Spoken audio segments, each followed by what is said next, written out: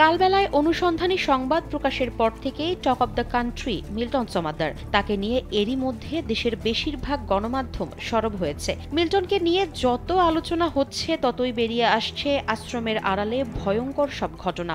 এর মধ্যে রয়েছে গভীর রাতে আশ্রমে বসে মদ ও ইয়াবা সেবনের পর মাতাল হয়ে বয়স্ক মানুষদের মারধরের মতো গুরুতর অভিযোগ। টর্চার সেলে আটকে মারধরের পর এক বৃদ্ধের মৃত্যু হয়েছে বলেও তথ্য পাওয়া গেছে। মিরপুরের দক্ষিণ পাইকপাড়ায় মিল্টনের আশ্রমের আশেপাশে অর্ধ শতাধিক মানুষের সঙ্গে কথা হয় এই প্রতিবেদকের। সবার মধ্যেই এক ধরনের চাপা আতঙ্ক দেখা গেছে। তবে এতদিন চুপ থাকলেও কালবেলায় সংবাদ প্রকাশ হওয়ার পর অনেকেই মুখ খুলতে শুরু করেছেন। ওয়ালটন ফ্রিজ কিনে অনেকের মতো আপনিও হয়ে যেতে পারেন মিলেনিয়াল। সেরা পণ্যের সেরা অফার। স্থানীয়রা জানান, মিল্টনের আশ্রমের নানা অনিয়মের বিষয়ে সবাই জানলেও এতদিন কেউ ভয়ে মুখ খোলেননি। প্রায় প্রতিদিনই তার আশ্রমে লোক মারা যায়, তবে সেসব লাশ কি করা হয় তা কেউ জানে না। এলাকার কাউকে আশ্রমের ভেতর ঢুকতেও দেওয়া হতো না। পান থেকে চুন খসলেই যাকে তাকে আশ্রমে ঢুকিয়ে মারধর করা হতো। এরপর উল্টো মিথ্যে মামলা দিয়ে করা হতো হয়রানি। তার সঙ্গে অনেক ক্ষমতাবান ব্যক্তির সখ্য থাকায় থানায় অভিযোগ দিলেও পুলিশ কোনো ব্যবস্থা নিত না। উল্টো যারা অভিযোগ দিতেন তাদের হয়রানি করা হতো। স্থানীয় ওয়ার্ড কাউন্সিলরও তার কাছে ছিলেন অসহায়। মিরপুর মডেল থানায় দেওয়া বেশ কয়েকটি অভিযোগের কপি কালবেলাকে দেখিয়েছেন স্থানীয়রা।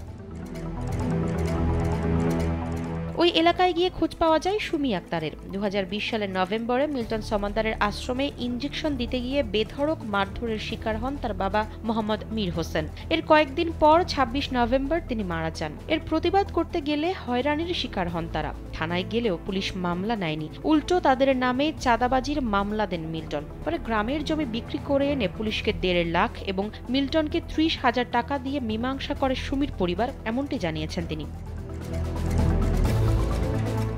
মিল্টন সমাদ্দারকে ইয়াবা সরবরাহ করতেন এমন দাবি আসাদুজ্জামান তাপস নামে এক ব্যক্তির। কালবেলাকে তিনি জানান, একসময় মিল্টনের সঙ্গে তার আশ্রমে নিয়মিত ইয়াবা সেবন করতেন। মিল্টনকে প্রতিদিন 15 থেকে 25টি ইয়াবা এনে দিতেন। এছাড়া মিল্টন প্রচুর মদ পান করেন বলেও জানান।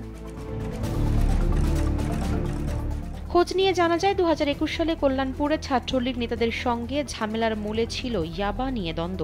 টাকা নিয়েও ইয়াবা না দেওয়ায় তাপসকে আটকিয়ে মারধর করেন মিল্টন। পরে তাপসের পক্ষ নিয়ে সেখানে যান স্থানীয় যুবলীগ নেতা রাহাত, কিন্তু তাকেও আশ্রমে আটকে মারধর করা হয়। খবর পেয়ে রাহাতের সহযোগীরা গিয়ে মিল্টন সহ আশ্রমের লোকজনকে মারধর করেন। এ নিয়ে মিল্টন সমাদ্দার মিরপুর মডেল থানায় মামলা করেন। 2 বছর মামলা চালানোর পর এজাহারভুক্ত 11 আসামির প্রায় সবার কাছ থেকে 30 থেকে 50,000 টাকা করে নিয়ে মুচলেকা দিয়ে মামলা তুলে নেন মিল্টন।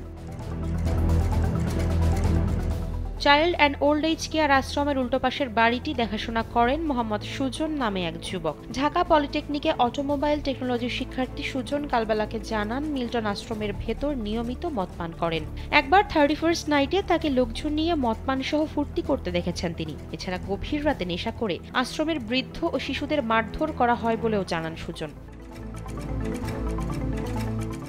ঢাকা উত্তর সিটি কর্পোরেশনের 11 নম্বর ওয়ার্ড কাউন্সিলর দেওয়ান আব্দুল মান্নান কালবেলাকে জানান, ঢাকা শহরে কেউ মারা গেলে তার সনদ দেওয়া হয় স্থানীয় কাউন্সিলর অফিস থেকে, কিন্তু মিল্টন কখনো সনদের জন্য আসেননি। বেওয়ারিশ মরদেহ হলেও কাউন্সিলর অফিস থেকে দেওয়া ডেথ সার্টিফিকেট নিয়ে ঢাকার যে কোনো সরকারি কবরস্থানে দাফন করা যায়। মিল্টন সমাদ্দার ঘুষ দিয়ে মরদেহ দাফনের যে দাবি করেছেন তা সম্পূর্ণ মিথ্যা। এসব বিষয়ে কথা বলার জন্য মঙ্গলবার দুপুরে মিল্টন সমাদ্দারের দক্ষিণ পাইকপাড়ার আশ্রমে গিয়ে তাকে পাওয়া যায়নি।